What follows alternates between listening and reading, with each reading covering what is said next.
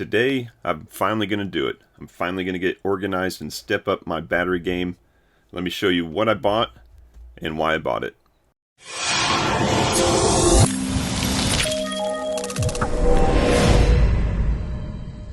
Hey everybody, it's Chris from Family Geekery, and today we're going to be talking about rechargeable batteries.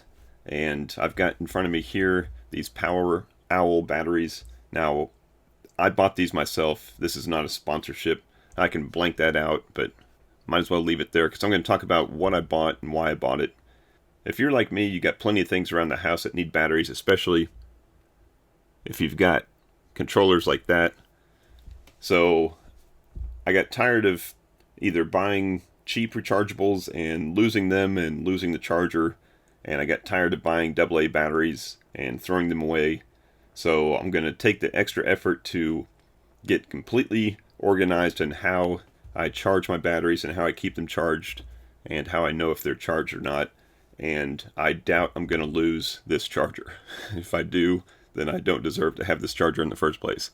So let's talk about what I got and why I got it.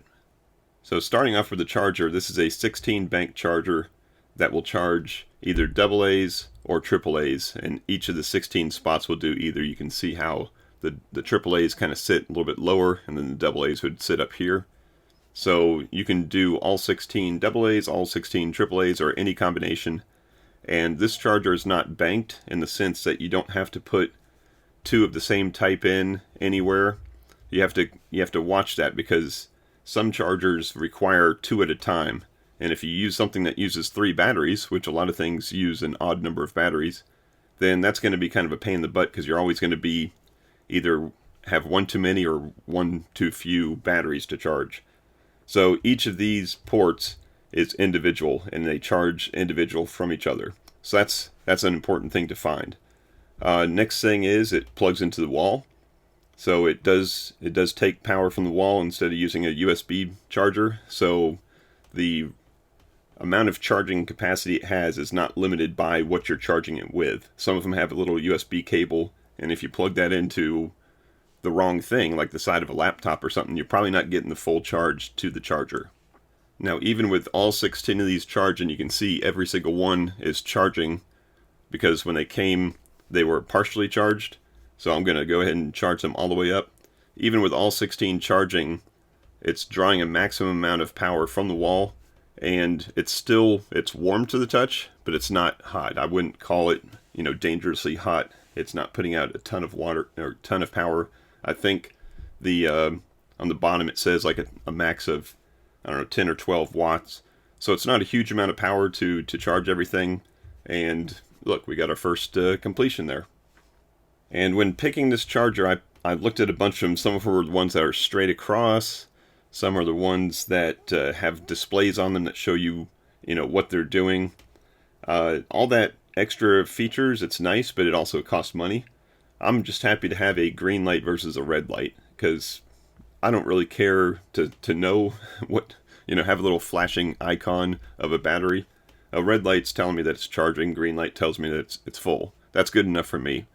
Now, when these are full, you're not supposed to leave them in there full time. That's kind of a pain in the butt because I'd like to just plug these into the wall, leave them somewhere, and never care about them until I need them. Then I take a couple out, put a couple in.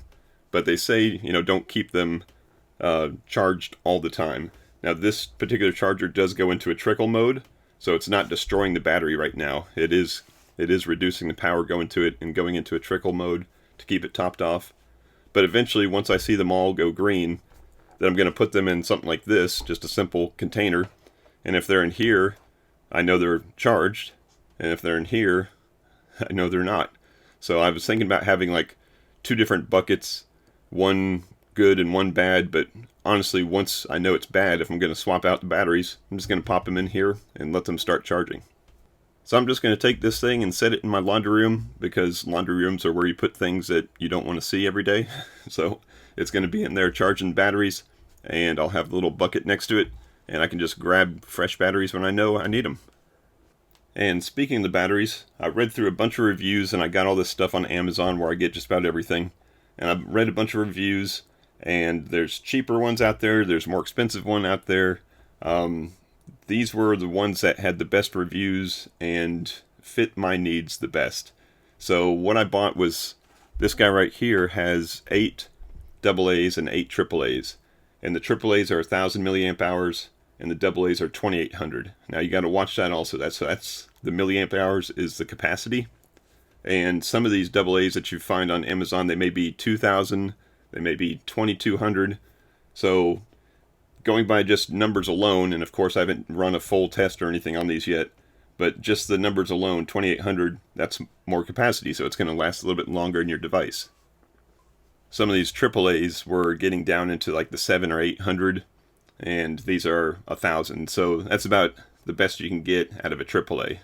Smaller battery, so obviously smaller capacity. They're both 1.2 volts, and 1.2 volts is a little bit smaller than what a standard alkaline off the shelf is. They're 1.5 volts, but for most electronics, it doesn't need the full 1.5, so the 1.2 is going to be fine, and it gives you that ability to recharge it. So this company and several other companies, they sell these in different configurations. You can buy like 24 AA's or just 8 AA's or 16, and I decided to get just 8 and 8, and I'm going to just go ahead and roll with that and see what I'm using more of. I think I'm obviously going to use more AA's, especially for all these controllers up here, than I am AAA's. But if that's the case, then I'll just have a couple extra of these popped into the good bin, and I can always buy another pack of just AA's only, and then start populating the charger with those. These are supposed to be low self-drain, so when you take them out of the charger and set them aside, they're not supposed to die like immediately. Some of them will do that. Now, that may happen, but these are supposed to be a little bit better in that aspect. And another reason for doing this is obviously a cost savings benefit. Now, there is the upfront charge of buying the charger and buying the batteries, but these batteries, if you go down to Walmart, and even if you buy the generic Walmart brand batteries, on average you're spending about $1 a battery. Both the AA's and the AAA's are about $3.90 or something like that for a 4-pack. So if you buy those for $1 at a time and throw them away, then you're going to be losing money over time, obviously. These packs right here, I would say, in this configuration I bought, I would say that these AAA's cost about $1 a piece, and the AA's may cost $1.50 or $2 a piece total for the full 16-pack.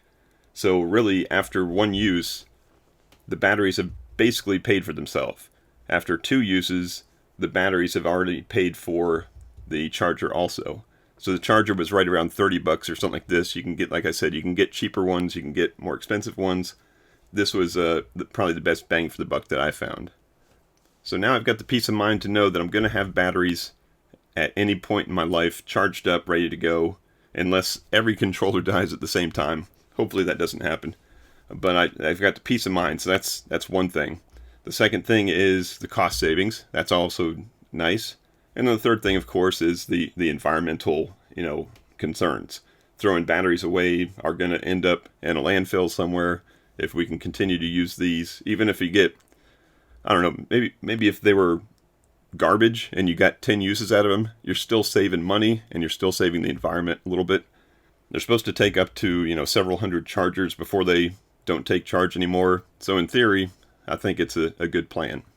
So that is going to wrap it up for this video. I just wanted to let you know what I'm doing and maybe hopefully influence you to kind of step up your game also. And if you're not already using rechargeable batteries for all of your awesome electronics, then maybe it's time to look into it. So let me know in the comments below what you think about this. If you've got a different system, or if you're looking to get some rechargeable batteries, maybe you've got a better system than I do. I'd love to learn from it. So let me know in those comments below what you think. And thank you as always for watching. Until next time, peace out and geek out.